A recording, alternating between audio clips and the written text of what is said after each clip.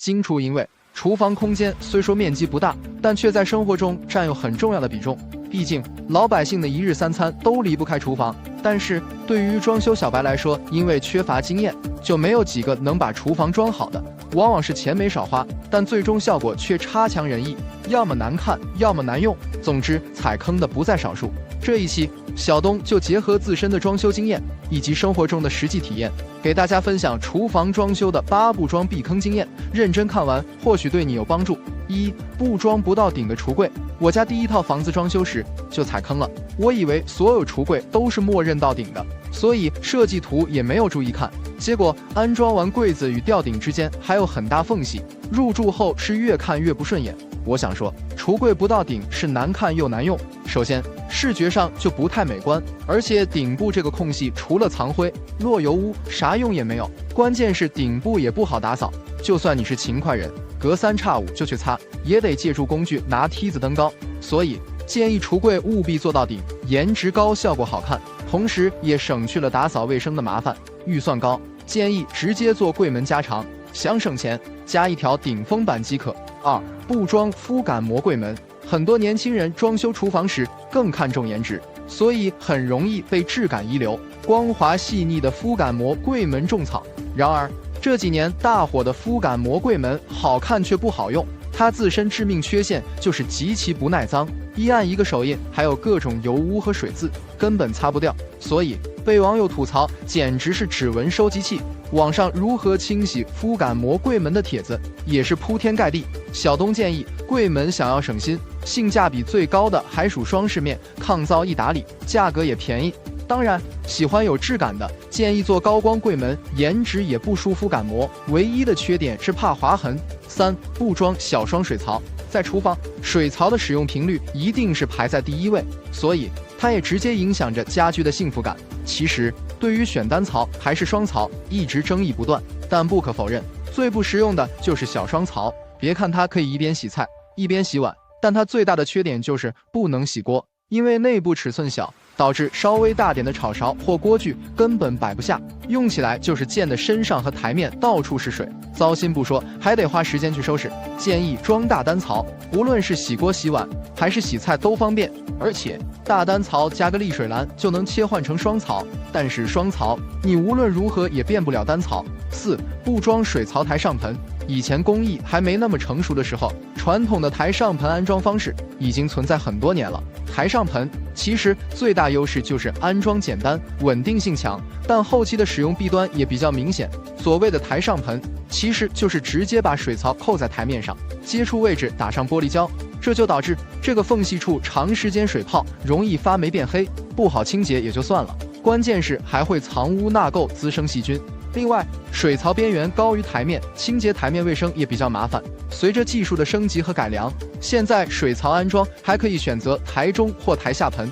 台中盆是与台面齐平，美观且好清洁，但这种做法对安装手艺要求高，做不好会有边缘不齐、缝隙大的问题，所以建议选择安装台下盆，水槽边缘隐藏于台面下方，美观度更高，且不会藏污纳垢。5. 不装岩板台面。岩板材质有它天然的优势，比如耐磨、抗划痕、不渗水渍和油污，而且质感好，颜值高，但它致命缺陷就是太脆了，所以特别不适合用于台面。很多业主发现，花大价钱买的岩板台面还没等到安装呢就裂了，就是因为它太薄太脆，运输途中受到外力冲击或重力挤压，导致出现裂痕的情况。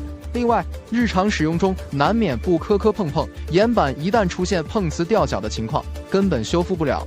小东建议，经过市场的多年验证，最成熟的材质还是非石英石莫属，无论是硬度还是耐磨度都没话说。另外，像密度在93%以上的石英石，也根本不用担心渗色问题。6. 不装 L 型直角挡水条。厨房台面的挡水条也是卫生清洁的重灾区，其中 L 型的直边挡水条都是商家默认的标准，但这种做法与台上盆的缺点是一样的，就是这个台面与挡水条之间的缝隙就是妥妥的卫生死角，藏污纳垢，不好清洁，而且打胶的地方受潮后势必还会发霉变黑，滋生细菌。小东建议，想要台面整洁大气且没有卫生死角，建议直接取消挡水条，但这种做法对施工难度要求高，墙面与台面不能有缝隙，所以建议加钱做成弧形一体挡水条，不仅是美观好看，关键是少了卫生死角。7. 不装石膏板吊顶，除非做开放式厨房，不经常开火做饭的家庭，否则别跟风装石膏板吊顶。不否认，石膏板吊顶确实整体性更强，颜值大气美观，但厨房这种重油污的区域，用石膏板做吊顶，缺点也显而易见。首先，石膏板材质不耐潮，遇水汽腐蚀，容易发霉开裂，而且一旦受潮，基本修复不了，只能拆除重装。其次，虽说现在也有防水石膏板，但防不住油污，做饭时油烟很重，时间一长必然会发黄变色。另外，石膏板吊顶成本不低不说，真有问题还没办法拆卸。小东建议厨房装铝扣板吊顶，显然优势更为明显，比如防潮防水，不易变形，而且即使有油渍和污渍，用湿抹布也能轻松打理。关键是拆除更换都省事，也方便后期的维护和检修。8. 不装网红小白砖，这些年随着原木风、奶油风的流行，也带动了一些网红产品的盛行，其中要说卖得最火的就是网红小白砖了，颜值出众，自带高级感，很受年轻人的青睐。但说实话，越流行的东西淘汰越快，而且这种小白砖也不完全是优点，虽说单看一两片效果还挺好，但大面积上墙后就显得很扎眼了，看久了还会有种视觉疲劳感。另外，这种小白砖缝隙太多，导致美缝不好做，现实中翻车的也不在少数，影响美观是一方面，关键是缝隙积灰是真头疼，后期打扫起来也是个大工程量。小东建议厨房装修，从实用性以及易清洁的角度，还是建议选择300×600或者400×800这种长方形规格，尺寸大，缝隙少，视觉上大气美观，清洁卫生也省心。总结一下，装修厨房与客厅不同，相比于颜值，实用性应该放在第一位，所以在装修这个区域时，也务必要以实用、易清洁为主，只有这样，才能让你和家人在厨房这片小天地里越用越舒心。家用电器在生活中的重要性不言而喻，但是对于一些新型电器，大家对他们的看法却是褒贬不一，好像装与不装都会带来一系列的问题，让人纠结不已。比如下面分享的这4种家电，装了的和不装的网友都纷纷喊后悔。那到底要不要装？或许看完本期内容对你会有所帮助。1. 净水器。家用净水器号称是可以改善用水水质、提高饮水健康的一种新型厨房家电，也是代表家居生活品质感的电器之一。没装的人后悔，网友艾特汤圆很圆，当初功课没做足，只装了前置过滤器，没装净水器。前置只是起到初级过滤的作用，过滤出来的水不能直接喝，平时也就拿来洗洗菜和水果。想要泡茶或者喝干净的水，还得买矿泉水，或者去小区楼下打纯净水，太费事了。装了的人也后悔，网友艾特小妖歪，我家是新小区，又是高层2次供水，担心水质差影响口感，花大几千装了净水器。但说实话，这东西不是一劳永逸的，装了后期还需要维护，滤芯每年都要定期更换，不然堵塞影响水流不说，还会造成2次污染。而且这个净水机还会产生废水，满了之后要人工倒掉，不仅浪费还比较麻烦。后悔装了净水器，不如喝桶装水方便。小东建议，说实话，绝大部分城市自来水都是合格的，烧开了喝完全没问题。但如果你家水质不好，水垢较多，或者自来水有漂泊粉的味道，那安装净水器很有必要，可以改善水的口感，但也要考虑后期的换新成本，不然买得起用不起，还不如直接喝矿泉水省心。2. 洗碗机号称是缓解家庭矛盾、解放双手的神器，比手洗的干净省水不说，同时还能消毒、杀菌、存储碗筷，完全取代消毒柜。没装的人后悔，网友艾特幸福的西兰花，真后悔没有预留洗碗机位置，相信没人会喜欢洗碗吧。我家当时水电结束，想装的时候说不好改了，老公安慰我说他洗，后来啪啪打脸。最近老是刷到洗碗机提升家庭幸福感，越发的后悔了。装了的人也后悔，网友艾特空空的2030，清洗前摆放是真的麻烦，根本不存在彻底解放双手，稍微放不对就洗不干净。而且别管几个碗，也要听它哗啦哗啦洗1-2个小时，耗时又耗电。关键它还需要额外耗材，什么光亮剂、软水盐、洗碗粉，一个也不能少，可比手洗的成本高多了。入住大半年就用了7-8次，有点后悔了。小东建议，要不要装洗碗机取决于家庭需求。如果人口少，平时也不咋做饭，就没必要装。要是天天在家做饭，碗筷还多的家庭，就非常建议装。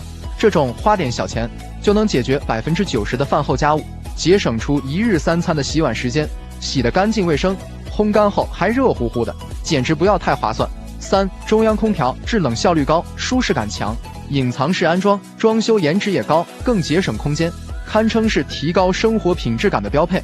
没装的人后悔，网友向生活比个耶。我家房子本来就小，客厅又多出一个立式空调，占地不说，还很不方便，而且说到底也不如中央空调美观有档次。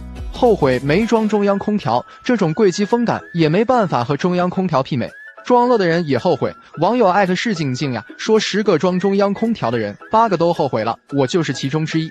花大几万装的品牌中央空调，6匹1拖6，夏天的电费高的着实惊人，1个月基本都在2000度左右。还有中央空调的噪音还大，晚上开呼呼的声音非常明显，而且制热效果也很一般，和普通挂机差不太多，功能又少，维修还麻烦。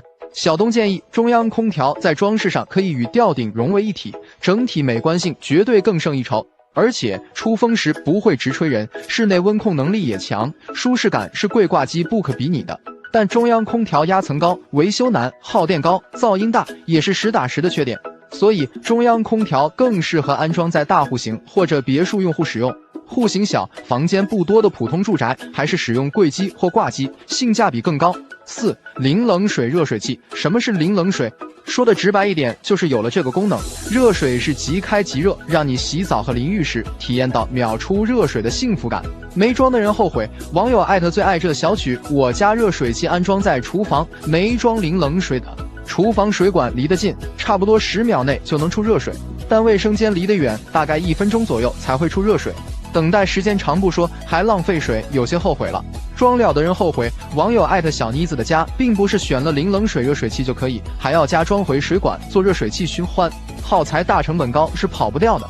而且想要实现零冷水，前提是要保证水管里一直是热水，所以即使你不用，热水器也会时不时的不停工作，每天听着轰隆隆的噪音声，真的很糟心。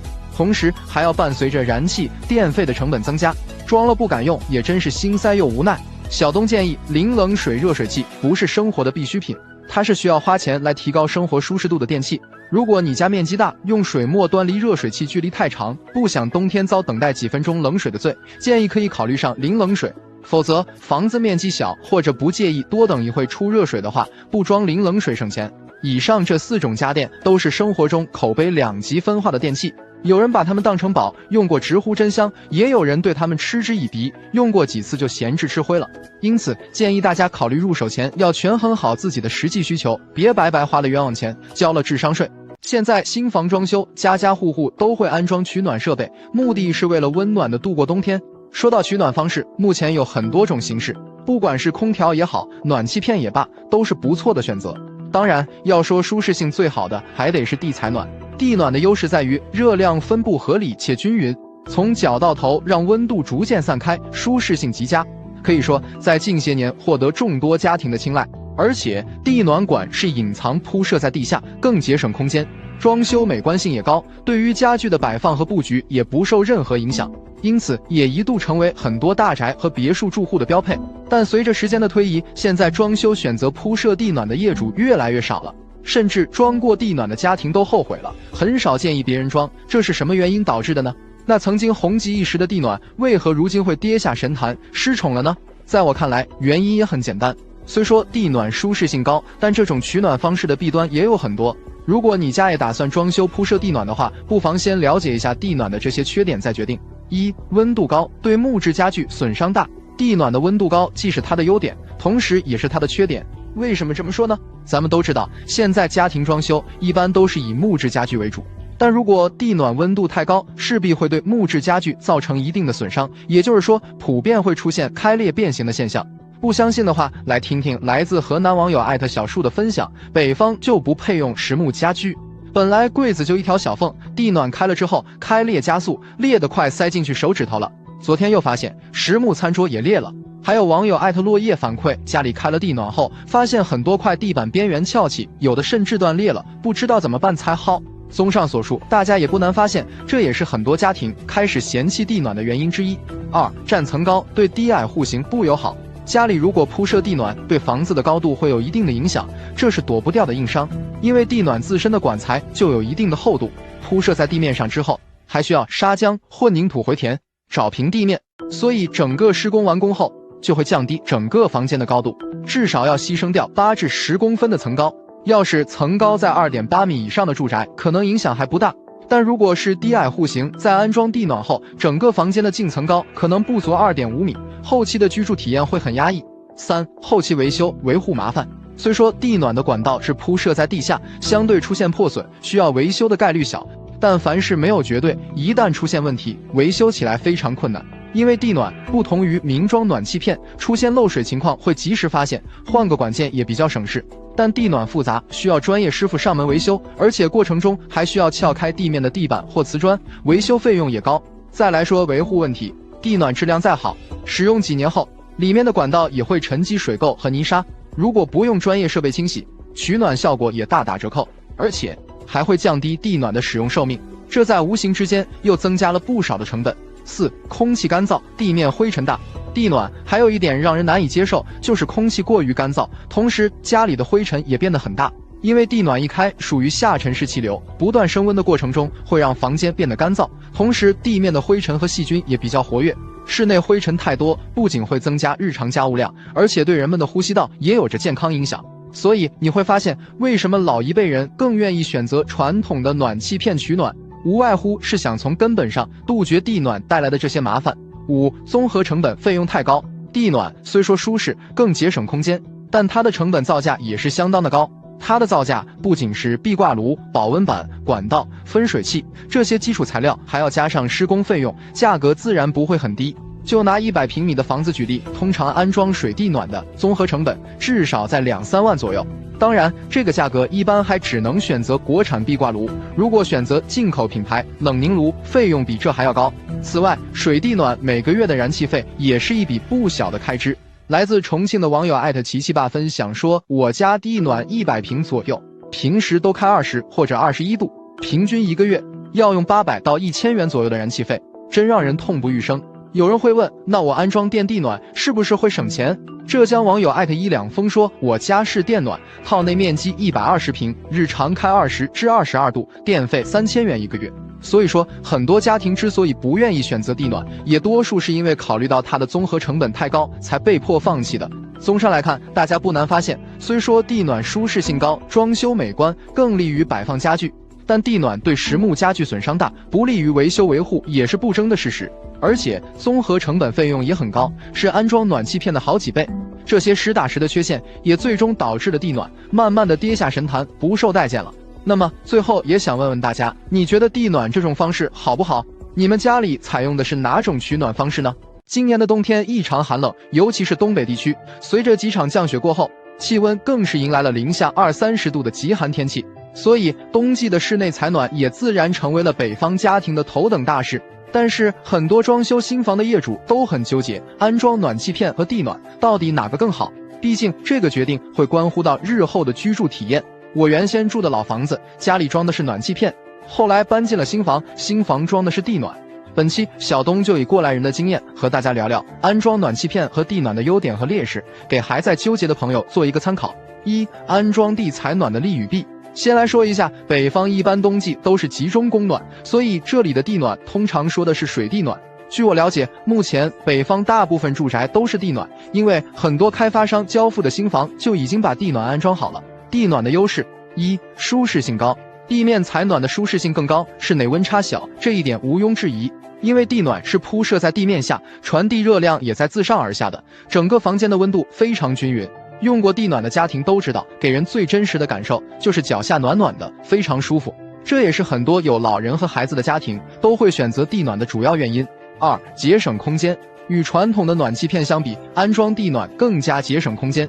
这一点也很好理解，因为地暖管是隐藏铺设在地面下，不会占用室内空间，而且从室内美观度的角度来说，也完胜于明装暖气片。所以大家也不难发现，为什么很多大宅和别墅的住户通常会选择地暖，无外乎是为了追求室内装修的档次和美观度。3. 使用寿命长。地暖比传统暖气片的使用寿命更长，这一点也比较明显。同样的道理，地暖是隐形铺装在地面下，因此它的地暖管和保温材料更不易被腐蚀和氧化，因此地暖的使用寿命普遍能达到50年以上。反观暖气片，不管是钢制材质还是铜铝材质，因为是明装，需要裸露在外，更容易被氧化腐蚀，所以即使材质再优秀，通常使用寿命也只有15至20年。地暖的缺点，当然了，装修铺设地暖也不全是优点。虽然地暖舒适性高，不占空间，但同样也有几点不足之处。一、施工难度大，铺设地暖的安装施工难度大，而且成本费用也高。地暖施工不同于明装暖气片那么简单，它属于隐蔽工程，所有管材都要埋在地下，因此安装过程也比较繁琐，通常需要盘管、固定、地面回填、防水施工、地面找平等一系列的专业施工。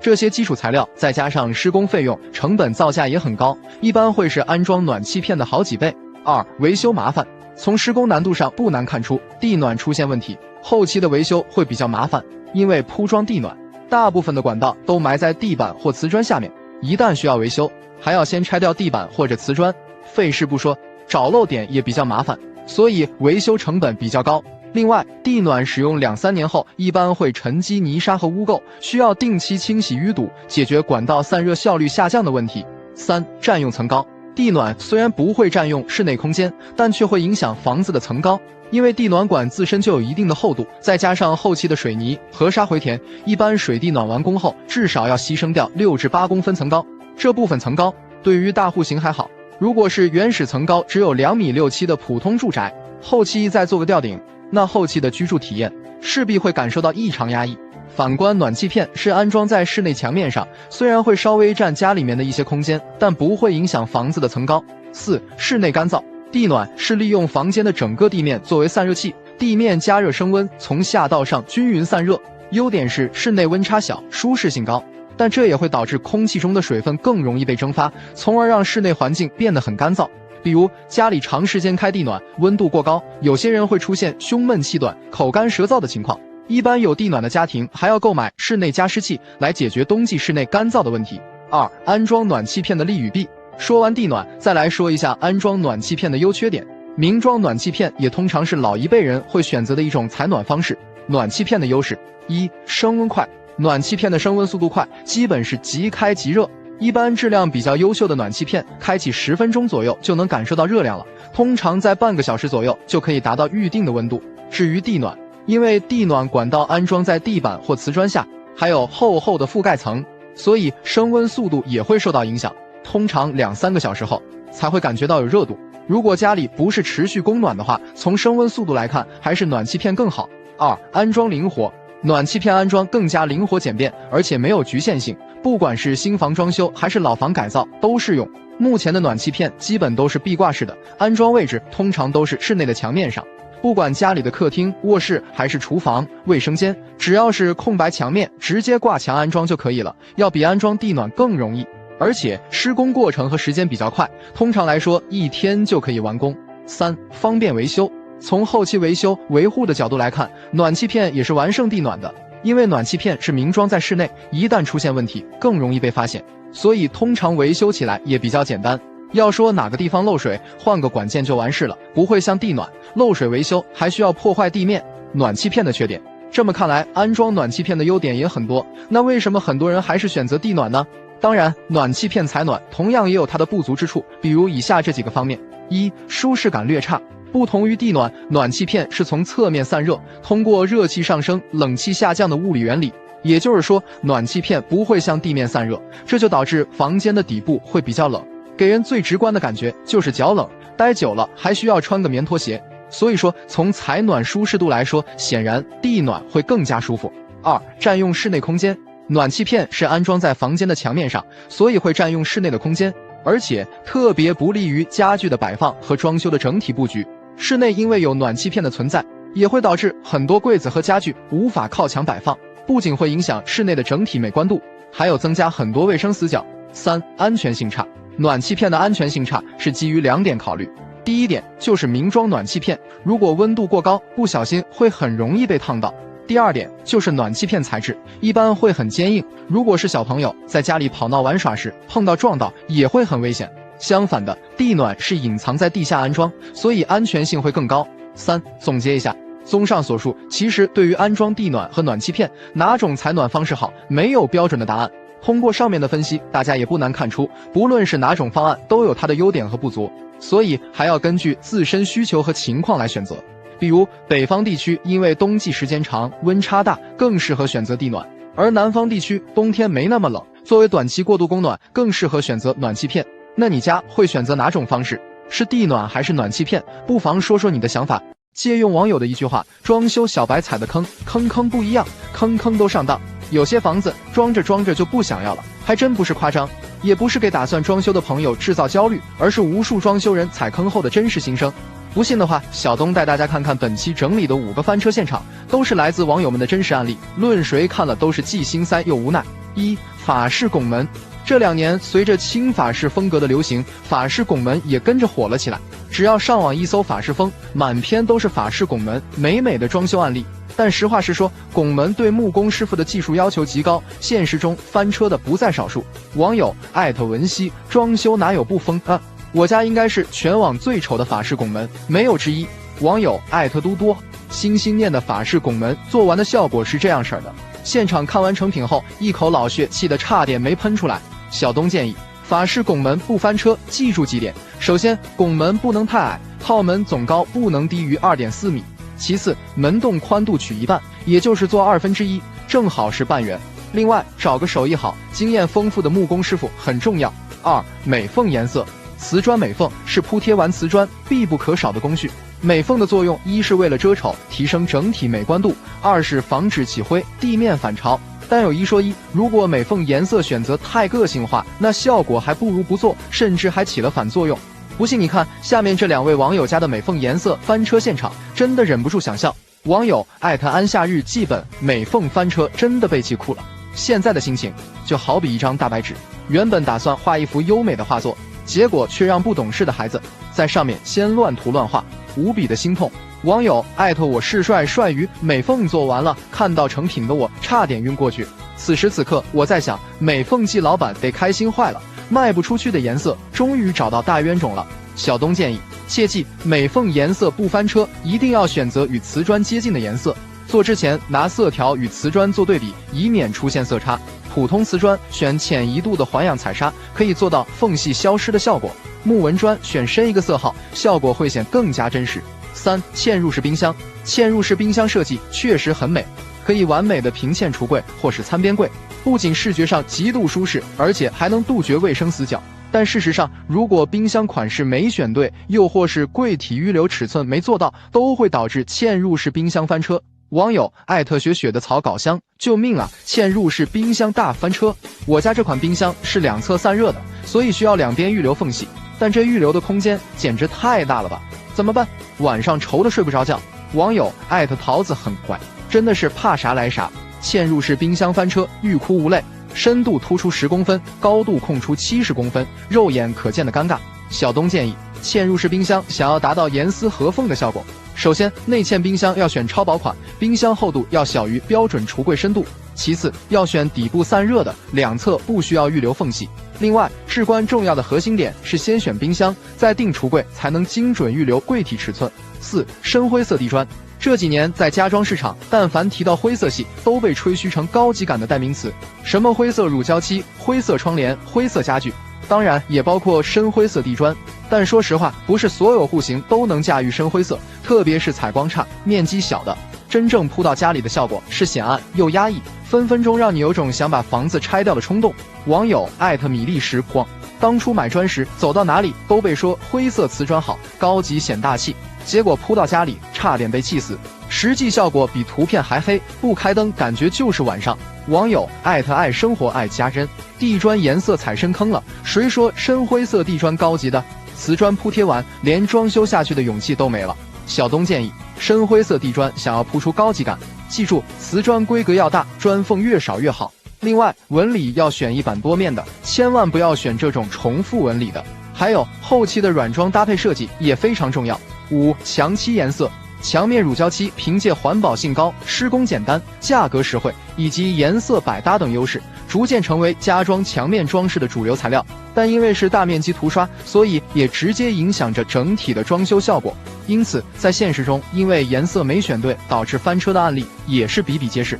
网友装修董小姐，墙漆颜色选错，直接翻车进沟里。老家房子装修，因为没时间，全程让爸妈帮忙。选墙漆原本定的是淡蓝色，结果爸妈年纪大，和设计师沟通，眼花选了浅绿色。刷完的效果，整一个绿野仙踪，差点没被朋友笑死。网友胖兔兔，老公给闺女仿选的粉色，闺女看了之后气呼呼地说不喜欢，质问老爸怎么不是上次你带我去选的粉色？其实就是色卡上的颜色，实际上墙后差距太大，老公建议重刷，看着太糟心了。网友我想去看海，可蛋奶果然翻车了，真的无法形容，整个都是黄的，超级不好看。小东建议，乳胶漆是装修中最容易翻车的一项，想要不踩坑，总结了几个要点。第一，尽量电脑调色，大面积涂刷前要现场试色。第二，上墙试色一定要等乳胶漆干了再看效果，因为刚上墙颜色会偏深，等干透了会变浅。第三，采光差就选葵花白、珍珠白或者汝窑这种浅色调，采光好的再去考虑杏子灰、奶嘎、太空漫步这种风格鲜明的色调。分享网友们的踩坑案例，不是想嘲笑谁，只是不希望大家重蹈覆辙。挣钱不易，装修更难，毕竟少踩一个坑就少一份烦恼，多一份快乐。要知道，人的一生有一半的时间都在睡觉，而睡眠的好坏和床垫息息相关。之前看到一篇关于选购床垫的观点，是这样说的：床垫选不对，不是医药费就是智商税。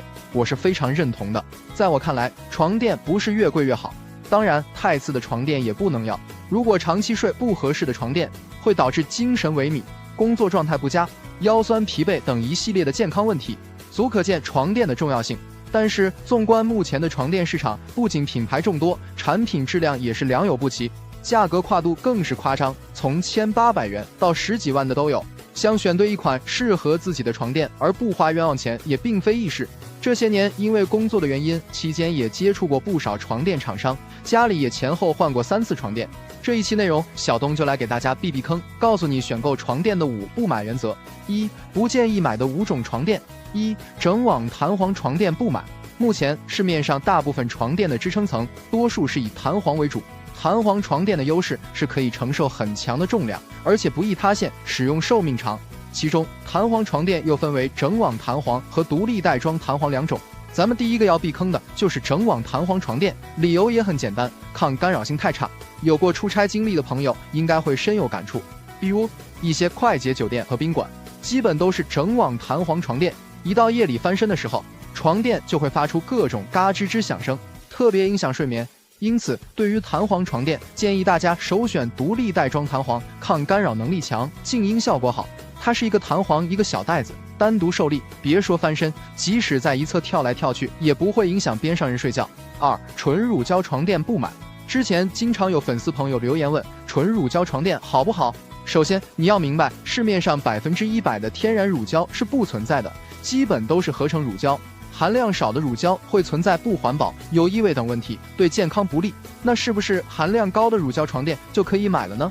其实我也是不推荐的。虽说乳胶床垫透气性和回弹性不错，但它的缺点是支撑性差，没办法保护咱们的脊柱，长期睡在上面往往会感到腰酸背痛。另外，纯乳胶床垫还有个致命缺陷，就是太容易氧化，可能没用几年呢就出现掉色发黄的现象。3、分区太多的床垫不买。分区床垫说白了就是通过改变弹簧的线径，给身体不同部位提供不同的支撑力，从而改变睡眠的质量。但是分区太多的床垫，实际效果根本经不起推敲，因为每个人的身高、体重、睡眠习惯都不一样，所以能睡到的分区自然不同。因此，在我看来，什么7分区、9分区都是纯的智商税。对于普通人来说，咱就选个3分区床垫足够了。3分区床垫对身体体重没要求，它是中间部位支撑性强，两端弱一些，不论你是什么年龄段的，身体都会紧紧地贴合在床垫上。4、椰棕床垫不买。椰棕也是床垫里比较常见的材料，又分为山棕和椰棕。它们的特点是税感偏硬，而且价格偏低，比较适合老人和小孩子使用。但实际上，太劣质的椰棕床垫因为工艺处理不到位，往往会有很大的刺激性气味，对人的身体伤害很大。当然，热压型的棕垫相对环保，但很多人不了解椰棕糖分含量高，一旦受潮后就会滋生细菌和白蚁，长期睡下来背上容易长痘痘，因此不建议大家选择椰棕床垫。5. 价格太贵的床垫不买。有些人会说，床垫是1分钱1分货，我就挑贵的买，肯定没毛病。但事实真的如此吗？其实，如果你去过床垫的生产工厂，你就会发现，床垫的结构不复杂，无非是面料层加填充层加弹簧层的组合，并不是啥高科技。市面上动辄2、3万，甚至10几万的床垫，其实和几千元床垫的生产工艺都差不多，税感也差距不大，贵出来的大多是广告费和品牌溢价。另外，你要知道，床垫舒适性的最佳周期是5到8年，即使用料再好，一旦过了使用周期，材料也会老化，不及时更换，势必会影响睡眠质量和健康。2. 床垫品牌怎么选？就目前的床垫品牌来说，多达上百个，如果细分的话，其实不外乎2大阵营，国内和国外品牌。就性价比而言，我更推荐大家首选国产品牌床垫，不是说进口品牌不好，而是溢价太高，对于普通家庭不值得投入。像国产床垫比较知名的品牌有喜临门、雅兰、梦百合、大自然等，每一家都有自己的主打产品和技术，这里就不一一赘述了。当然，近些年也有一些新兴品牌崛起，比如 Crua 潮物、西屋、七座、菠萝斑马等，特点是材料更为环保，产品新颖，而且价格不贵，性价比非常高。都说装修是个无底洞，对于普通家庭来说，在不影响装修质量的前提下，原则上是能省则省，毕竟老百姓挣钱都不容易。但是也不能每样东西都要追求性价比，省到最后不仅影响生活质量，还会涉及到安全健康，到头来往往是自己受罪。这一期小东就和大家聊聊装修中哪几样东西一定要买好的，不买差的，告诉你如何把钱花在刀刃上，从而提高生活质量。1. 地漏。地漏的主要作用就是排水，家里的厨房、生活阳台、卫生间，只要有下水的地方都会用到它。市场上的地漏便宜的才20、30，贵的则要100、200。很多人觉得这东西只要能排水就行，没必要多花钱，结果入住后没几年就出现地漏反位、地面积水的情况，等出现问题想换的时候，才发现超级麻烦。地漏返工的话，又要砸地砖，又要抠水泥的，还要补刷防水，收你个3、400的工费，你都得感恩戴德的。所以选地漏千万不能将就，不如一步到位，买个质量好的。选购建议，地漏材质建议首选不锈钢和全铜的，相对来说全铜的更有质感，缺点是价格略贵。其次，防臭功能必须有，可避免异味扩散。地漏芯建议选择重力开合型，特点是排水快，密封性好。品牌方面推荐选择知名度高的，比如潜水艇、九牧、反必克。2. 马桶。卫生间马桶家必备，也是每天高频使用的东西。很多人会告诉你，马桶没必要买大品牌的，都是品牌溢价。如果你相信了，大概率会踩坑。马桶这东西绝对是1分钱1分货。便宜的杂牌马桶不仅存在釉面挂污、难清洗等情况，反味、堵塞、冲不净这些苦恼问题也是家常便饭。如果是漏水维修，一回还要2、300，等后悔时真叫一个苦不堪言。出现上述问题，很多人以为是家里的水质不好，其实是马桶本身的质量不行。马桶内壁已经渗进杂质和污垢，不管用什么办法，也不能完全擦干净，才会导致出现冲不干净、反味的情况。所以千万不能图便宜去选择劣质的杂牌马桶。选购建议，马桶的下水结构分2种，建议首选虹吸的，特点是冲水噪音小，也比较省水。如果马桶做了移位，就选直排的，特点是冲力大，不容易挂污。其次，它没有啥装饰作用，买前试一试，选大众款坐着舒服就行。另外，一定要买品牌的，推荐恒洁、九牧、箭牌、惠达，都是性价比不错的国民卫浴品牌。3. 止逆阀。家里装修2个地方需要安装止逆阀，一个是厨房的烟道，一个是卫生间的排风口。止逆阀东西虽小，但作用可不小。很多人对它不重视，看到新房交付时已经安装好了止逆阀，就将就着用。其实开发商送的那个红色的就是应付差事的，根本不能用。如果烟道止逆阀质量不好，你买再贵的烟机也是白搭，油烟排不尽，到处串味不说，邻居家做饭时的鱼香味也会飘到你家里。卫生间的止逆阀更是很有必要。不安的话，换气扇的管子无法出墙，等于卫生间的废气还是排在你家吊顶里，安装排风扇就是安了个寂寞。此外，止逆阀安装的时间你记好，烟道止逆阀是瓦工贴砖前买好，贴砖时顺便装上，不要等到最后。卫生间止逆阀吊顶前自己买好先装上，等后期安装集成浴霸时，直接让师傅接在排气管上。选购建议：首先，烟道止逆阀尺寸直径在10到18厘米，一般家庭16厘米用的比较多，选购前要注意量好自家厨房的烟道口大小。其次，材质分塑料或金属的。塑料止逆阀首选 ABS 材质，特点是强度高、韧性好，价格也比 PC 材质便宜。不锈钢止逆阀虽然耐火性强，但多数没有密封胶垫，而且挡板重，油烟粘连后需要经常清洗，不是很推荐。至于品牌，还是推荐大品牌，比杂牌没贵多少，质量更有保障。比如潜水艇、日丰、杜邦都可以闭眼入。4. 床垫。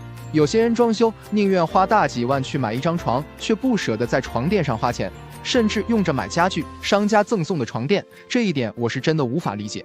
再好再贵的床也只是起到装饰和支撑的作用，而床垫却是决定你睡眠舒适性的关键，千万别整反了。市场上1800块的床垫虽然价格诱人，但往往舒适性和环保性让人堪忧。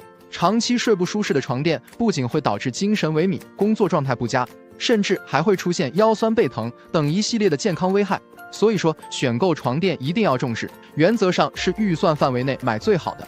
选购建议：市面上的主流床垫多数是以弹簧作为支撑层，建议首选独立带装弹簧的，比整网弹簧抗干扰性强，而且不容易塌陷，使用寿命也长。如果喜欢偏软或偏硬睡感的，推荐乳胶或棕榈床垫，但切记一定要选大品牌，安全环保放在第一位。另外，床垫还是建议首选实体店，因为可以试躺试睡，舒适性有保障。品牌方面，推荐选择国内品牌，比如梦百合、雅兰、喜临门等，没有国外大牌溢价高，价格相对更为实惠。5. 窗户。不管是给家里换窗户，还是阳台封窗，窗户的材料都建议一步到位，选质量好的。这个地方千万不能省钱，因为窗户不仅起到保温隔热的作用，还给房子挡风遮雨。如果窗户的材料质量太差的话，那咱们居住的环境和生活质量势必会受到影响。目前家装行业给阳台封窗的主要材料就是断桥铝窗，与传统的铝合金和塑钢窗相比，它的保温和隔热性更加优秀，所以建议首选断桥铝窗。另外，断桥门窗是属于一个系统的新产品，千万不要去街边店或者是当地的小作坊，不然钱花了，质量却没保障。因此，尽量认准大品牌的系统窗。选购建议：断桥窗的主要配置就是由型材、玻璃、胶条和五金件这部分组成。铝材建议首选1.6毫米的，抗风压性更强。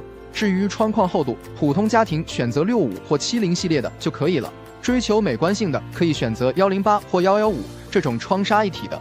玻璃的话，普通家庭选择中空玻璃即可。寒冷地区建议首选3腔2波。如果对隔音有刚需，推荐中空加胶玻璃，降噪效果不错。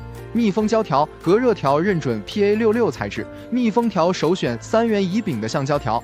五金配件认准知名品牌，推荐国产坚朗、鼎固、国强，比进口品牌性价比高。说到断桥门窗品牌，给大家推荐国产大品牌如墨色、新豪轩、黄派、森英。瓷砖是家庭装修中的刚需主材之一，它不仅会影响整体的装修效果，而且入住后的居住体验也和它息息相关。正因如此，很多家庭都很舍得在这上面投入。但实话实说，从瓷砖选购到铺贴完工，几乎没有完全满意的。不是因为颜色材质没选对导致翻车的，就是多花了冤枉钱，当了冤大头。这一期小东就结合网友们的一些真实装修案例，给大家总结出瓷砖7不买原则，希望你看完能做到心中有数，避免踩坑。1. 采光差不买深色砖。近些年，深色砖几乎成了高档装修的代名词，但现实中踩坑的不在少数，特别是所谓的高级灰，采光差的户型很难驾驭。网友反馈@77的日常生活，姐妹们，采光不好的千万不要用深灰色地砖，我家铺完肠子都悔青了，整天面对黑不隆冬的家，心情都不好了，整啥都不对劲，烦得很。网友金宝贝妈妈在店里看的深色砖，高级又大气，但铺到家里傻眼了，房间显暗又压抑，白天不开灯根本不行。请劝采光差千万别选深色砖， 2. 无主灯不买亮光砖。无主灯设计大气又有氛围感，很适合大平层和极简装修风格。如果你家考虑做无主灯，切记要避开亮光瓷砖，否则就是大型翻车现场。网友反馈康仔妈咪，我家就是无主灯设计加亮面瓷砖翻车了，铺完的效果神似水帘洞，装完试灯时才发现问题。灯光照在瓷砖上，反射到天花板，形成一条条的水波纹，好郁闷。网友爱搬砖的小姐姐，家人们猜坑了，选了最流行的无主灯，看着效果还是不错的，可是开灯后彻底傻眼了，灯光反射全部照射在天花板上了，晃得我眼睛都要瞎了。无主灯真的不能搭配亮光砖呀。3. 小户型不买大尺寸地砖。瓷砖的尺寸越大，砖缝越少，铺完的效果越大气，这一点毋庸置疑。但反过来说，自身价格贵，铺贴成本高，损耗大，也是它逃不掉的弊端。因此，瓷砖尺寸一定要根据实际户型来选，特别是户型小的，盲目跟风大尺寸地砖，不仅出不来效果，还会导致多花冤枉钱。网友反馈爱上下雨天踩大坑了，全屋大板地砖通铺翻车了。选的750乘以1500的大地砖，花费了1万多块钱，铺完就这个样子。可能是我家户型小的缘故，客厅赶着都是小边条，卧室进门处切的也都是小条条，真的太丑了。铺装完后悔的房子都不想要了。网友一颗草莓，小户型真的不适合铺大尺寸地砖，钱没少花不说，效果还不尽人意。我家的这个小边条真的是越看越难受。4. 预算低不买木纹砖。这几年随着奶油风、原木风的盛行，也带火了木纹砖。突出的优点就是耐造、易打理，同时还有木地板的温馨效果。但市面上价格太低的木纹砖，几乎都有平整度不过关的通病，不是两边凹，就是中间翘。此外，一般还要搭配哑光美缝剂或者环氧彩砂才能出效果。因此，预算不高的就别强上木纹砖了。网友反馈莫莉莉的家31块的木纹砖翻车了。客厅好几处边角不平，好担心后期磕碰。我家瓦工断续铺了1个来月，结果还是这样，找他返工就说是砖的质量问题，他也没办法，真的好无奈。网友小田不天，当初不懂，我家这个木纹砖是圆边的，圆边就是不平的，但价格便宜，铺完就是缝隙大小不一，高低不平，师傅也说是瓷砖的问题。都铺完了，再说什么也没用了。5. 仿大理石砖不买单板面或非连纹砖。什么是仿大理石砖？说简单一点，就是模仿天然大理石纹理的瓷砖，其特点是纹理自然且大气逼真。比如近些年比较流行的鱼肚白、爵士白等花色，都是仿大理石砖的一种。但选这类瓷砖，不管是用于墙面还地面，一定不要选单一板面或是非连纹砖，否则铺贴完的效果就是花纹重复且呆板不连贯，妥妥的翻车现场。网友反馈李大拍，我家卫生间选的鱼肚白花纹瓷砖翻车了，实在忍不住发出来吐槽一下。每一块砖的花纹都是整整齐齐一模一样的，看起来像公共厕所一样，丑的要死。网友小熊抠肚脐，心塞，我家厨房选的爵士白墙砖翻车了。买瓷砖的时候单看1-2片还挺好，没想到大面积铺完才发现只有2个花纹，而且还不连纹，怎么铺怎么丑，真难为师傅了。6. 厨卫不买哑光砖。哑光砖的特点是耐磨、防滑，而且质感突出，所以很多家庭都把它作为卫生间装修的第一选择。但哑光砖表面通常都是凹凸不平的，会有细微的颗粒感，这就导致它容易藏污纳垢，不好清洁。因此，如果你是有洁癖的人群，要慎选哑光砖。网友反馈可不可格。我家卫生间就哑光砖，天天拖地，它也很脏，有一点水渍就看得特别明显，真的烦死了。网友仙玉血拼了，哑光砖好看是好看，但真的是巨难打理，但凡有一点脏，遇上水就是一片狼藉，真的很头疼。奉劝大家千万别装哑光砖。7. 再省钱也不买杂牌砖。千万不要相信网上一些为了流量的装修博主说什么瓷砖没必要买品牌的，没必要买贵的这类的鬼话。事实上，杂牌瓷砖之所为没能成为品牌，就是因为产品品控和质量均不达标，比如瓷砖的平整度、抗污性、渗色率以及色差这些硬性指标。但如果你不是专业人士，很难通过肉眼来辨别瓷砖的好坏。如果只是图省钱，去盲目选择杂牌瓷砖，铺装完才发现瓷砖崩瓷、磨损、色差严重，到时候后悔也来不及了。因此，瓷砖建议首选大品牌的，虽然价格会略高一点，但起码产品质量和品控都有保障，这也大大减少了踩坑的几率。结合上面的瓷砖7不买原则的避坑点，最后再来给大家做一下全面总结。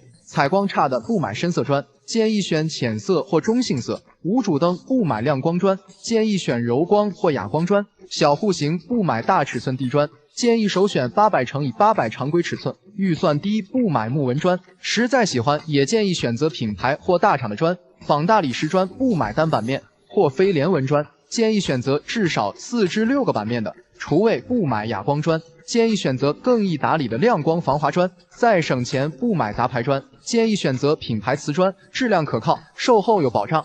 好了，以上就是关于选购瓷砖的全部内容了，希望对您在挑选瓷时有所帮助。瓷砖是家庭装修中的刚需主材之一，它不仅会影响整体的装修效果，而且入住后的居住体验也和它息息相关。正因如此，很多家庭都很舍得在这上面投入。但实话实说，从瓷砖选购到铺贴完工，几乎没有完全满意的。不是因为颜色材质没选对导致翻车的，就是多花了冤枉钱，当了冤大头。这一期小东就结合网友们的一些真实装修案例，给大家总结出瓷砖7不买原则，希望你看完能做到心中有数，避免踩坑。1. 采光差不买深色砖。近些年，深色砖几乎成了高档装修的代名词，但现实中踩坑的不在少数，特别是所谓的高级灰，采光差的户型很难驾驭。网友反馈@77的日常生活，姐妹们，采光不好的千万不要用深灰色地砖，我家铺完肠子都悔青了，整天面对黑不隆冬的家，心情都不好了，整啥都不对劲，烦得很。网友金宝贝妈妈在店里看的深色砖，高级又大气，但铺到家里傻眼了，房间显暗又压抑，白天不开灯根本不行。听劝，采光差千万别选深色砖。2. 无主灯不买亮光砖。无主灯设计大气又有氛围感，很适合大平层和极简装修风格。如果你家考虑做无主灯，切记要避开亮光瓷砖，否则就是大型翻车现场。网友反馈康仔妈咪，我家就是无主灯设计加亮面瓷砖翻车了，铺完的效果神似水帘洞，装完试灯时才发现问题，灯光照在瓷砖上，反射到天花板，形成一条条的水波纹，好郁闷。网友爱搬砖的小姐姐，家人们猜坑了，选了最流行的无主灯，看着效果还是不错的，可是开灯后彻底傻眼了，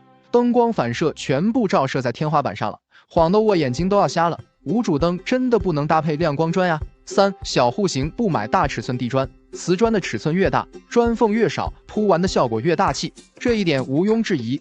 但反过来说，自身价格贵，铺贴成本高，损耗大，也是它逃不掉的弊端。因此，瓷砖尺寸一定要根据实际户型来选，特别是户型小的，盲目跟风大尺寸地砖，不仅出不来效果，还会导致多花冤枉钱。网友反馈爱上下雨天踩大坑了，全屋大板地砖通铺翻车了，选的750×1500的大地砖，花费了1万多块钱，铺完就这个样子。可能是我家户型小的缘故，客厅赶着都是小边条，卧室进门处切的也都是小条条，真的太丑了。铺装完后悔的房子都不想要了。网友一颗草莓，小户型真的不适合铺大尺寸地砖，钱没少花不说，效果还不尽人意。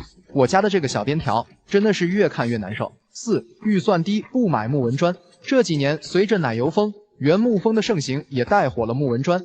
突出的优点就是耐造、易打理，同时还有木地板的温馨效果。但市面上价格太低的木纹砖几乎都有平整度不过关的通病，不是两边凹就是中间翘。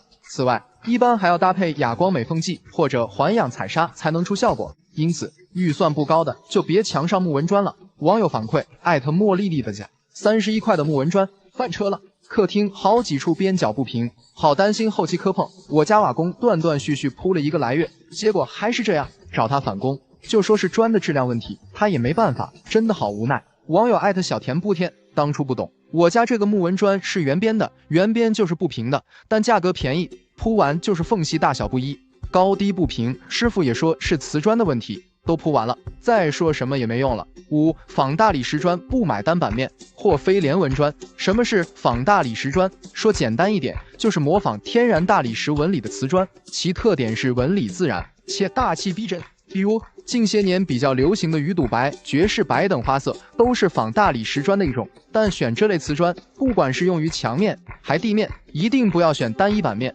或是非连纹砖，否则铺贴完的效果就是花纹重复且呆板不连贯，妥妥的翻车现场。网友反馈李大拍，我家卫生间选的鱼肚白花纹瓷砖翻车了，实在忍不住发出来吐槽一下。每一块砖的花纹都是整整齐齐、一模一样的，看起来像公共厕所一样，丑得要死。网友小熊抠肚脐，心塞，我家厨房选的绝世白墙砖翻车了。买瓷砖的时候，单看1-2片还挺好，没想到大面积铺完才发现只有2个花纹，而且还不连纹，怎么铺怎么丑，真难为师傅了。6. 厨卫不买哑光砖。哑光砖的特点是耐磨、防滑，而且质感突出，所以很多家庭都把它作为卫生间装修的第一选择。但哑光砖表面通常都是凹凸不平的，会有细微的颗粒感，这就导致它容易藏污纳垢，不好清洁。因此，如果你是有洁癖的人群，要慎选哑光砖。网友反馈可不可格。我家卫生间就哑光砖，天天拖地，它也很脏，有一点水渍就看得特别明显，真的烦死了。网友仙玉血拼啊，哑光砖好看是好看，但真的是巨难打理，但凡有一点脏，遇上水就是一片狼藉，真的很头疼。奉劝大家千万别装哑光砖。7. 再省钱也不买杂牌砖。千万不要相信网上一些为了流量的装修博主说什么瓷砖没必要买品牌的，没必要买贵的这类的鬼话。事实上，杂牌瓷砖之所以没能成为品牌，就是因为产品品控和质量均不达标，比如瓷砖的平整度、抗污性、渗色率以及色差这些硬性指标。但如果你不是专业人士，很难通过肉眼来辨别瓷砖的好坏。如果只是图省钱，去盲目选择杂牌瓷砖，铺装完才发现瓷砖崩瓷、磨损、色差严重，到时候后悔也来不及了。因此，瓷砖建议首选大品牌的，虽然价格会略高一点，但起码产品质量和品控都有保障，这也大大减少了踩坑的几率。结合上面的瓷砖7不买原则的避坑点，最后再来给大家做一下全面总结。采光差的不买深色砖，建议选浅色或中性色。无主灯不买亮光砖，建议选柔光或哑光砖。小户型不买大尺寸地砖，建议首选800×800常规尺寸。预算低不买木纹砖，实在喜欢也建议选择品牌或大厂的砖。仿大理石砖不买单板面或非连纹砖，建议选择至少4至6个板面的。厨卫不买哑光砖，建议选择更易打理的亮光防滑砖。再省钱不买杂牌砖，建议选择品牌瓷砖，质量可靠，售后有保障。好了，以上就是关于选购瓷砖的全部内容了，希望对您在挑选瓷时有所帮助。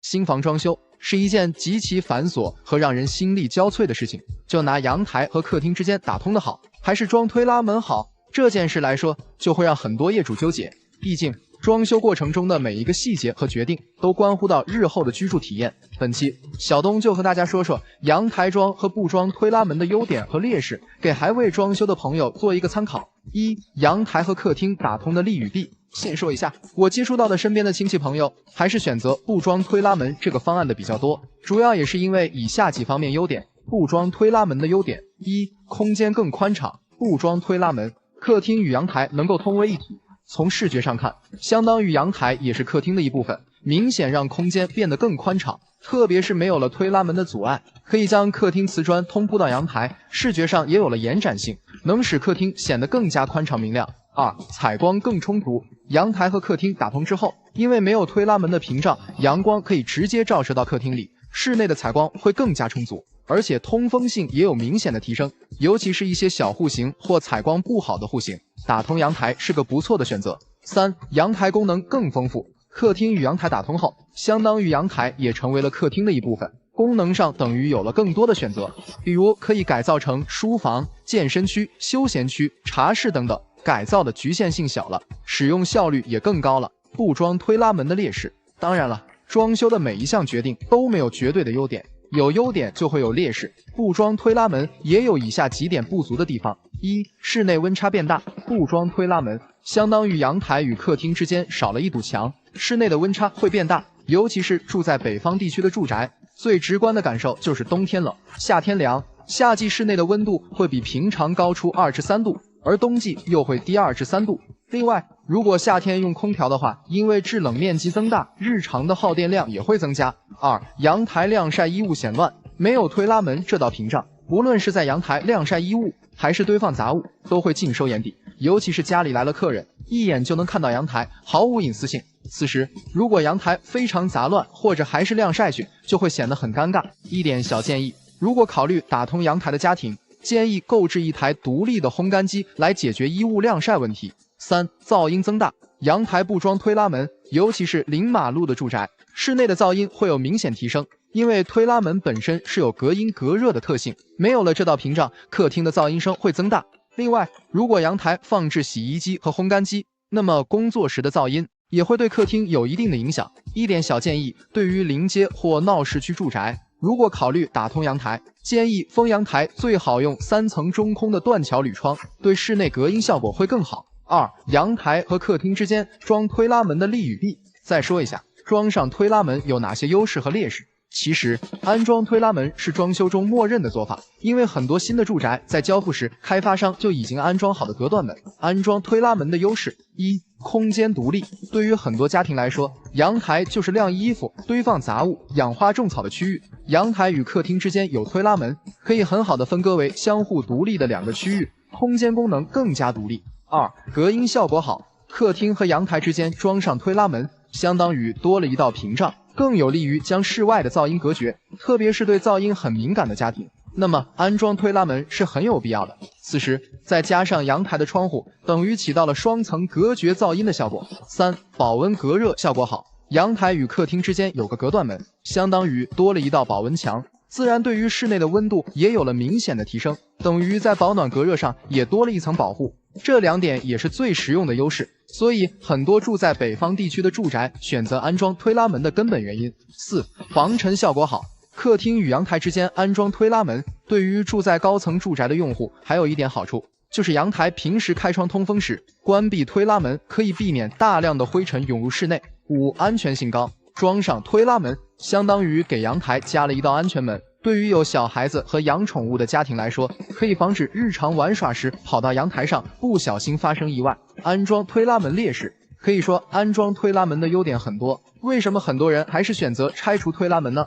当然也是有它的不足之处，比如下面说的这几个方面。 1. 空间显小。对于寸土寸金的小户型来说，装上推拉门从视觉上来看，确实会让空间显得更狭小，同时也会影响室内的通风和采光。2. 加大装修成本。装上推拉门必然会增加一定的装修成本，就市场价来说，质量说得过去的推拉门一套下来通常也得花费大几千。虽说现在新房交付时，大部分住宅开发商通常会把阳台推拉门安装好，但质量好坏就不好说了。如果打算拆除再重新定做的话，那费用更是翻倍。3. 清洁问题。安装上了推拉门，必然会产生日常清洁问题，特别是有些推拉门下面还有突出的轨道，时间一长特别容易积灰积头发，很容易形成卫生死角。另外，推拉门的玻璃平时也容易积灰沾手印，无疑是给日常生活增加了家务量。总结一下，回到主题，到底是客厅与阳台打通好，还是安装推拉门好？其实对于这问题没有绝对的答案。通过上面的分析，大家也会发现，无论是哪种方案，都有它的优点以及缺点，所以还是要根据自身的住宅需求以及生活习惯来决定。比如户型比较小的住宅，或者是室内采光不好的住宅，就比较适合把阳台打通。那如果是临街，或者是冬天比较冷的地区，更适合安装推拉门。那你家的阳台会怎么做？可以在评论区和大家说说你的想法。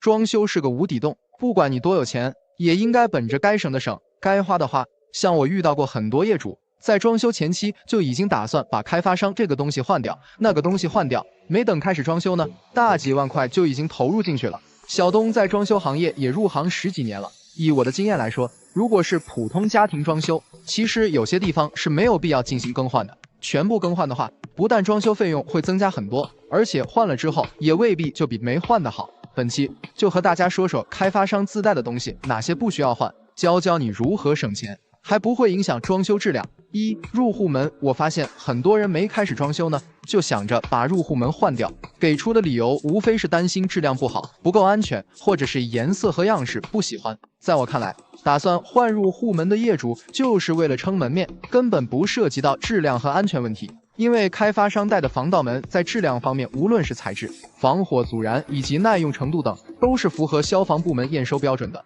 其次，安全性也取决于门锁，比如有陌生人想进入你家，只能撬锁，不存在暴力拆门。所以，与其花上几千块钱换一个门，不如花几百块钱买一个锁更安全。至于样式的话，在我看来，反而是越朴素越好，这样还会降低被盗的风险。如果仅仅是颜色不喜欢，那就更没必要换了，可以后期做各门改色的处理。2. 窗户。说完入户门，我们接下来再讲讲窗户有必要换吗？现在开发商交付时自带的窗户一般就是2种材质，常见的就是断桥窗和塑钢窗。如果你家的窗户已经是断桥窗户了，我的建议就不需要更换了，因为断桥窗在保温和隔热性能方面做的已经很好了。可能有些业主会说，我换成更厚的材料，换成3层或加胶玻璃，又或者是更贵的系统窗，不是更好吗？当然，性能方面会有一定的提升，但是装修费用也会增加很多，而且还要承担风险。其实很多人不太了解，从建楼的角度，一般是先安装窗户，然后再做保温防水，再打胶，这样的话，它的防水效果会更好。如果我们后期换了窗户之后，这个防水出现问题的概率是非常大的，后期很容易出现漏水的情况。如果是塑钢窗的话，也不用过于担心质量问题，因为在耐用程度方面也是经过国家验收的。除非你的新房是紧邻闹市区，或者是在铁路机场附近，外部环境噪音比较大，长期居住再考虑更换。3. 电线、水电改造是基础施工中最重要的一个环节。有些装修公司会说，开发商电线怎么不好，挑毛病说这地方线粗了，那地方线细了，让你全部换掉。部分业主因为没有装修经验，只能听信这些话，结果在改水电这上面多花了大几千。正常来讲，开发商的电线绝对是符合国标范围的，因为它也是需要验收的。所以说，我们要考虑的是断点改就行了，根本没必要全部换掉。比如说一些特殊环境，像厨房和卫生间会经常性的使用一些大功率的电器，我们单独走一根4平方的线，后期用电会更安全。其他位置像客厅和卧室，完全可以保留开发商的电线，选择断点改就行了。有些装修公司会把灯线都给你换成4平方的，说穿了就是想多挣你的钱。如果是二手房翻新，所住房龄过老在10年以上，处于安全方面的考虑，建议电线全部更换。有些新人业主可能会问，那水管要不要更换？水管是可以换的，原因是因为现在的品牌水管，一般商家都会给产品一个50年的质量联保，而且安装完还会上门免费做打压测试和质量验收的，这样后期我们用着也更放心。4. 地暖，像我们北方城市，开发商交付我们新房的时候都是有地暖的，很多业主会觉得开发商用的是工程管，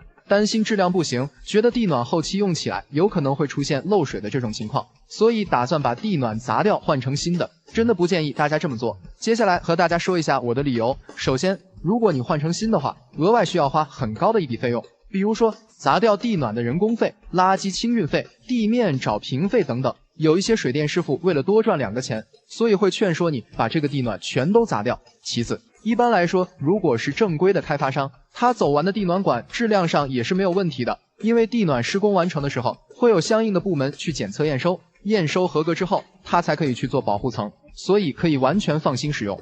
并且这个小区如果说同时供地暖的话，不会因为咱们一家出现地暖不热这种情况的，而是整体都会出现。所以说地暖的话，整个小区如果说集中供暖不好，你换也完全没有必要。如果说你真的担心供暖不热的话，完全的可以把家里面的分水器换一换，因为开发商自带的分水器一般没有我们在市场上买的品牌分水器好。结束语还是那句话，装修是个无底洞，该省的就得省。以上这4样东西你不去换它的话，你在装修里面会省下一大笔费用，而且装修完的房子也不会影响你的生活质量。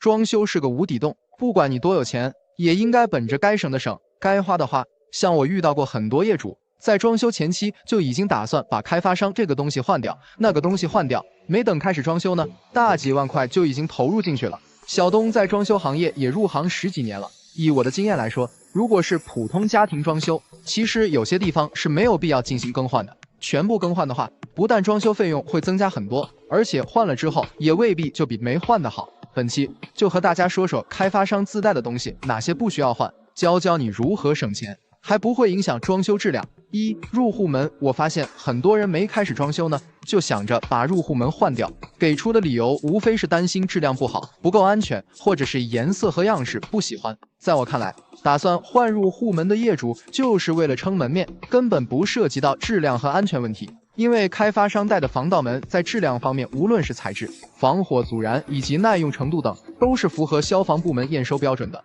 其次，安全性也取决于门锁，比如有陌生人想进入你家，只能撬锁，不存在暴力拆门。所以，与其花上几千块钱换一个门，不如花几百块钱买一个锁更安全。至于样式的话，在我看来，反而是越朴素越好。这样还会降低被盗的风险。如果仅仅是颜色不喜欢，那就更没必要换了，可以后期做各门改色的处理。2. 窗户。说完入户门，我们接下来再讲讲窗户有必要换吗？现在开发商交付时自带的窗户一般就是2种材质，常见的就是断桥窗和塑钢窗。如果你家的窗户已经是断桥窗户了，我的建议就不需要更换了，因为断桥窗在保温和隔热性能方面做的已经很好了。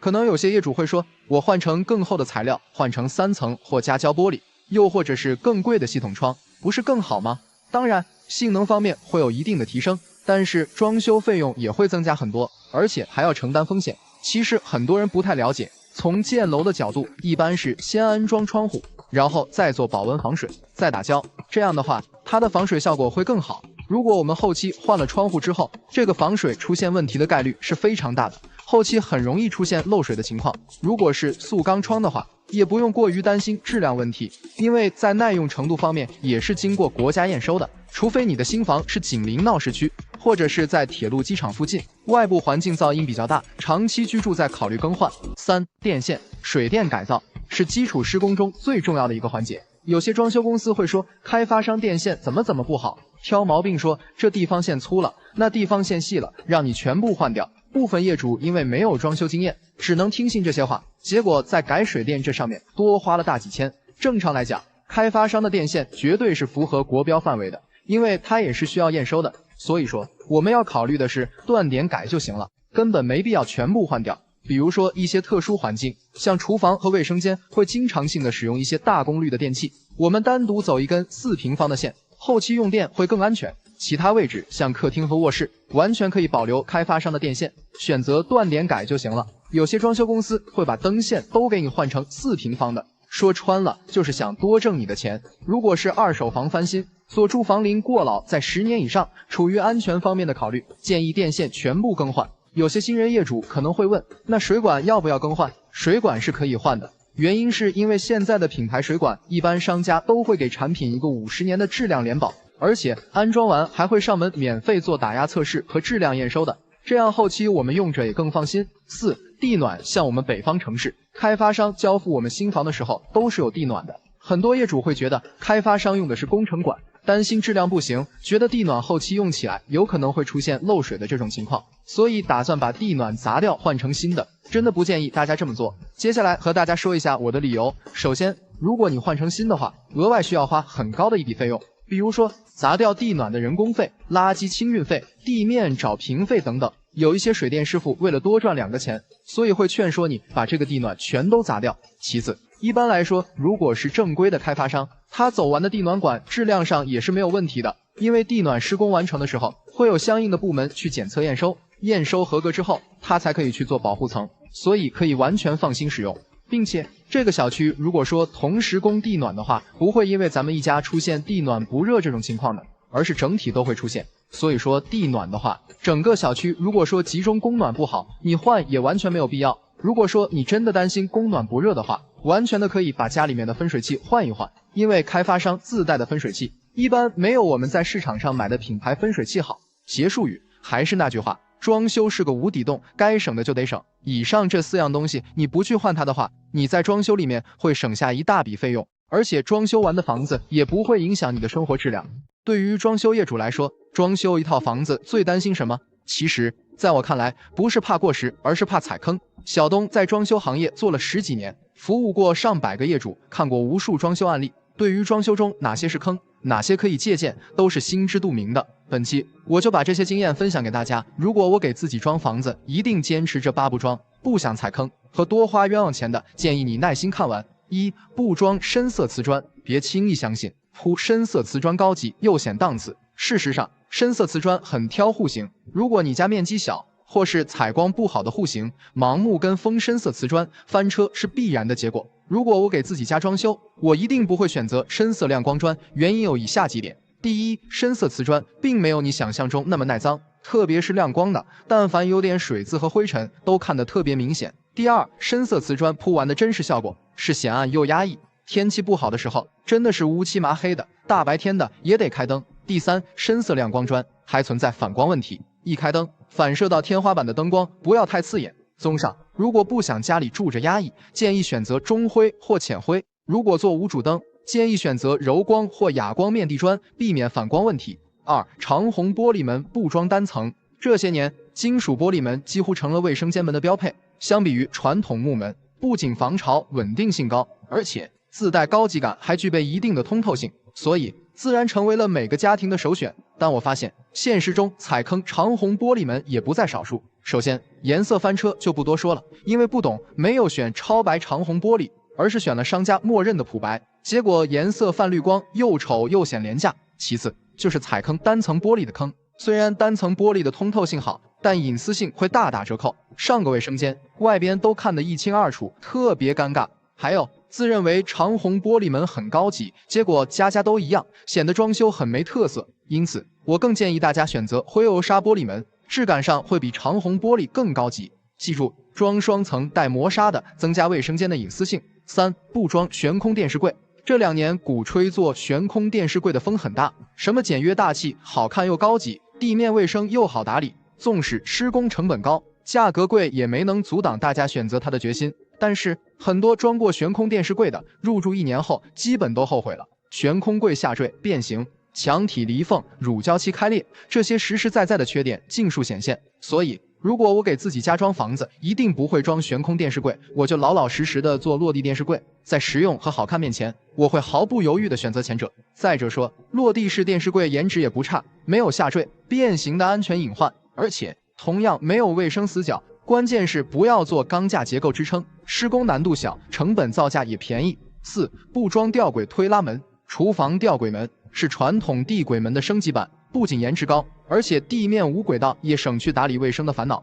另外，出入也不用担心老人和孩子会被绊倒，所以这些年更受业主欢迎，也在常理之中。但是如果我给自己家装房子，我不会选择装吊轨推拉门。你可能会好奇是什么原因？其一，吊轨门密封性差，因为吊轨门是悬挂式设计，因此它的密封性并不好，炒菜时会有油烟外漏的情况，而且隔音性也不好。其二，稳定性不如地轨门，因为自身重量的原因，推拉时会出现晃动不稳的情况。其三，耐用性不行，因为它是靠顶部的轨道和滑轮来实现开关门，对零件的损耗特别大，时间一长就会出现卡顿和推拉不顺畅的情况，而且维修率也高。当然，地轨推拉门也不是完美的，但就实用和稳定性来说，都要优于吊轨门。5. 不装岩板一体盆。装过上百套房子，我发现家里装岩板一体盆的大多数不是因为需求，而是纯属跟风，就觉得它好看，颜值高，装修有档次，结果入住1年后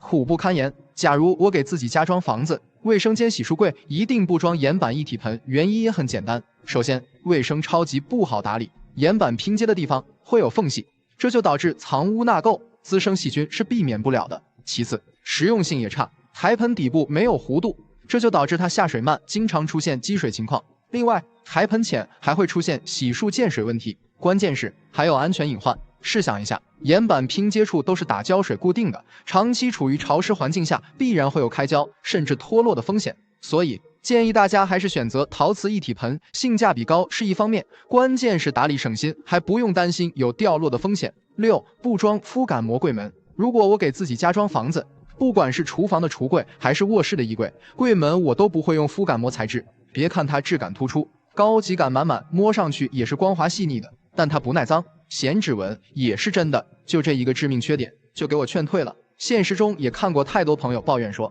当初是脑子进水了才会选择肤感膜，装之前有多心动，入住后打扫卫生就有多崩溃，尤其是用在厨房这些油污重的地方，那更是灾难现场。所以不想踩坑的就老老实实做光面柜门，虽说也有不耐滑的缺陷，但贵在易清洁，而且档次也够，同样也很美。7. 衣柜不装玻璃门。除了肤感膜柜门外，还有颜值在线、高级范十足的衣柜玻璃门，我也不建议装。我承认，玻璃柜门有它不可取代的优点，比如视觉上更加通透，配合氛围灯带，看上去温馨又高级。透明的大玻璃，展示性也强，所有的衣物一目了然。但如果隶属它的缺点，也是一大堆。玻璃面材质易留水渍和指纹，不好擦。其次，衣柜东西太多就会显乱，整体颜值下降，所以就需要花大量时间去整理。另外，玻璃还有怕撞击、怕磕碰、易炸、易碎的风险。综上原因，不建议大家装玻璃门衣柜。居家过日子，还是要以实用性为主，选择普通平开门，不仅价格便宜，而且好擦不怕碰，关键是隐私性强，内部衣物可以随意摆放。8. 布装金刚网纱窗。虽然标准的金刚网纱窗自身的优点很多，比如结实、耐用、防盗系数高等等，但如果我给自己家装房子，我坚决不选老式的金刚网纱窗，因为装过和用过的人就没几个不后悔的。主要是它自身的缺陷也太过明显，比如以下这几方面确实很难让人能接受。弊端1：防不住蚊虫。很多人吐槽家里明明装了纱窗，但一到夏天还到处是小飞虫，究其原因才发现是因为金刚网网孔太大，导致防不住小型蚊虫。弊端2：挡风又遮光。老式金刚网线径太粗，虽然结实，但也导致它密不透风。一部分业主也抱怨装了金刚网纱窗，家里暗无天日的。弊端3：太难清洁。这种老式金刚网纱窗积灰挂毛絮情况严重，太难清理了，即便是用专业的毛刷也很难打理彻底。所以说，除非你家是1楼，为了防盗防老鼠入侵，否则真心不建议装金刚网纱窗。反观高透网纱窗，不仅透光透风又透气，而且孔眼细，不钻小飞虫。虽然不如金刚网硬，但一般抵御也是没问题的。装修是个无底洞，能省则省。如果你是刚需装修，那么下面要说的这几个傻事可千万不要再做了，否则的话，可能钱没少花，等到后悔的时候，却发现一切都晚了。没有经历就没有发言权。作为一个服务过上百位业主的装修博主，本期就来告诉你装修中哪些东西不能装，哪些事情不要做。当然了，如果你不差钱，什么都想要好的，那么这些装修建议对你其实也没有什么用，建议你现在就可以划走了。1. 不要选太贵的瓷砖，尽量避开深色砖。瓷砖经过这个市场几十年的技术发展，甚至更长时间的检验，它的工艺和质量标准已经非常成熟了，所以根本就不需要买太贵的。特别是一些大品牌的高端款，动辄就要卖到几百元一片，和几十元一片的相比，也仅仅是规格和花色不同而已。选瓷砖只要花色喜欢，性能参数达标就可以了。瓷砖选购建议：1. 首选800×800的地砖，不仅价格便宜，工费也便宜，后期做好瓷砖美缝，从装修效果上来看，区别真的不大。2. 尽量不选深色的，特别是小户型，深色地砖会让房间显暗压抑不说，还不耐脏，总觉得上面一层灰，老是擦不净。3. 亮面砖也不要选，无论你装什么灯，它都能映射出来特别丑，而且后期全屋定制和家具也非常难搭配。建议选素色哑光或柔光砖，不会反光，空间还显亮堂。2. 不要做太复杂的天花顶或造型顶，你还在信奉无吊顶不装修的传统观念吗？但事实上，很多人都搞错了，吊顶的真正作用就是用来遮丑、隐藏设备的。不可否认，以前装修吊顶是标配，但现在都什么年代了，真的不要再考虑那些复杂的天花顶了。你做吊顶的目的是啥？是嫌家里的房子不够小，层高不够矮吗？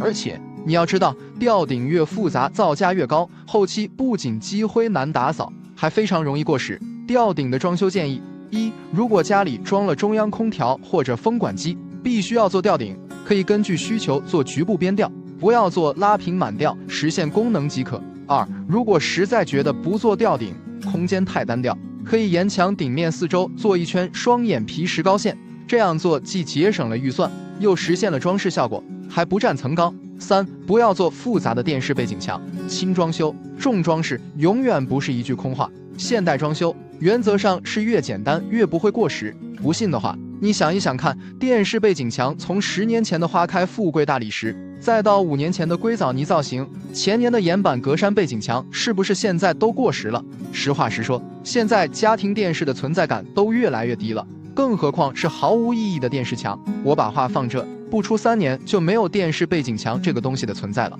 电视墙装修建议：1. 如果你家很少看电视，不如直接大白墙加一个100寸的投影幕布，简约高级，还不会过时。或者是75寸电视加一组悬空电视柜，既省钱又实用。2. 如果家里面积小，柜子不够用的话，建议直接做一面墙的收纳柜，既有装饰作用，又能满足储物需求。4. 不要选科技布材质的沙发，也不知道从什么时候刮起来的风，市场上开始流行科技布沙发，商家包装出来的营销说辞是既有真皮的质感，又有布艺的舒适度。事实上，它既不是皮也不是布，就是人造仿皮上做了涂层工艺，这种材料十分不成熟，寿命特别短，还不耐脏，基本上用个3-2年就开裂掉皮。咱用脑子想想，合成的东西质量能好到哪去？沙发选购建议：一、材质要么买真皮，要么买布艺。真皮质感好，档次高；布艺温馨百搭，舒适透气。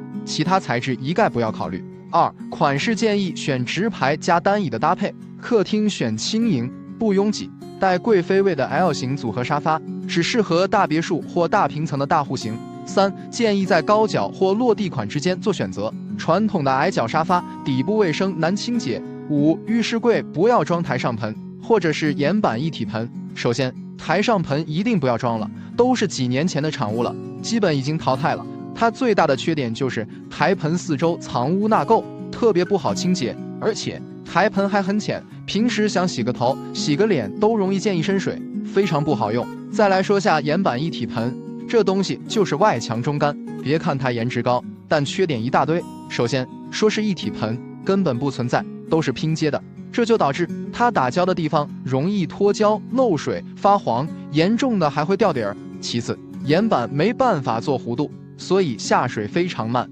盆底会经常积水。另外，因为都是直角缝隙，造成全是卫生死角。洗漱盆选购建议：一、建议首选陶瓷一体盆，经过市场考验，工艺成熟，而且好打理，不存在藏污纳垢的缝隙，清洁起来也省心省事。二、建议规格尽量选大尺寸的，深度最好在17厘米以上，洗漱时不容易溅水。六、不要装造型太复杂的吊灯，千万不要觉得家里装修的太普通，装个水晶吊灯就显得富丽堂皇了。过去装修，人家装个水晶吊灯就是为了炫耀、臭显摆，让人感觉装修肯定花了不少钱。现在装修追求的是舒适性、实用性，你再装水晶灯、欧式吊灯，不就是个笑话吗？不伦不类、不土不洋的和什么风格都很难搭。装修灯具建议：一、如果你家是别墅或大宅，建议也别装水晶吊灯，又贵又难打理，还占空间。有那个预算，不如做个全屋无主灯设计。记住，无论你家什么挑高，只有装大平棚，家里才显得大气。二、普通住宅建议就选择造型简单的吸顶灯，好看的款式也很多，灯光明亮又好打理。